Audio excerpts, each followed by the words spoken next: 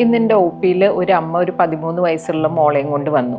അവൾക്ക് 1.5 മാസമായിട്ട് ബ്ലീഡിംഗ് ആണ്. അപ്പോൾ നമ്മൾ ചോദിച്ചപ്പം പീരീഡ്സ് ആദ്യമായിട്ട് സ്റ്റാർട്ട് ചെയ്തത് 6 months ബാക്കാണ്. ഇതുവരെ വലിയ കുഴപ്പമില്ലായിരുന്നു.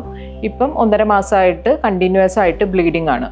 അപ്പം ഞാൻ ചോദിച്ചു, എന്താ ഇത്രയും ദിവസമായിട്ട് നിങ്ങൾ കൊണ്ടുവരാതിരുന്നതെന്ന് ചോദിച്ചപ്പം പറഞ്ഞു, പീരീഡ്സ് തുടങ്ങിയിട്ടല്ലേ, പലരും പറഞ്ഞു ഇങ്ങനെയൊക്കെ പീരീഡ്സിന് പ്രശ്നങ്ങൾ വരാമെന്ന് പറഞ്ഞു. അങ്ങനെ നമ്മൾ കുട്ടീനെ നോക്കിയൊക്കെ വന്നപ്പം കുഞ്ഞിൻ്റെ ഹീമോഗ്ലോബിൻ 4 gram.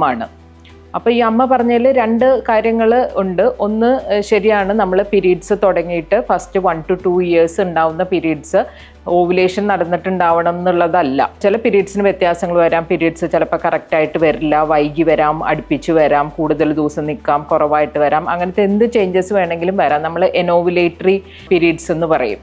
പക്ഷേ ബ്ലീഡിങ് അടുപ്പിച്ച് വരുമോ, ഇതുപോലെ പ്രൊലോങ്ഡ് ആയിട്ട് വരുമോ ചെയ്താൽ ഡെഫിനറ്റായിട്ട് ഡോക്ടറെ കാണിക്കണം. അല്ലെങ്കിൽ ഹീമോഗ്ലോബിൻ കുറഞ്ഞു പോകാനും അതുവഴിയുള്ള ക്ഷീണവും അത് ബാക്കിയുള്ള പ്രശ്നങ്ങൾ വരാനായിട്ട് സാധ്യതയുണ്ട്. ഡോക്ടറെ കാണിക്കുമ്പോൾ നമ്മൾ നോക്കിയിട്ട് നമുക്ക് ആവശ്യമുണ്ടെങ്കിൽ സ്കാൻ ചെയ്ത് നോക്കും, ബ്ലഡ് ടെസ്റ്റ് ചെയ്യും, തൈറോയിഡിൻ്റെ ടെസ്റ്റൊക്കെ ആവശ്യമുണ്ടെങ്കിൽ ചെയ്തിട്ട് ആവശ്യമായിട്ടുള്ള മെഡിസിൻസ്, ബ്ലീഡിങ് കുറയാനുള്ള ടാബ്ലറ്റ് ആണെങ്കിൽ അങ്ങനെ, അല്ലെങ്കിൽ ഹോർമോൺ ടാബ്ലറ്റ് ആണെങ്കിൽ അത്യാവശ്യമുണ്ടെങ്കിൽ അത് കൊടുക്കും. പക്ഷേ ഒരിക്കലും ഇത് നോർമലാണെന്ന് പറഞ്ഞ് ഡോക്ടറിനെ കാണിക്കാതിരിക്കരുത്.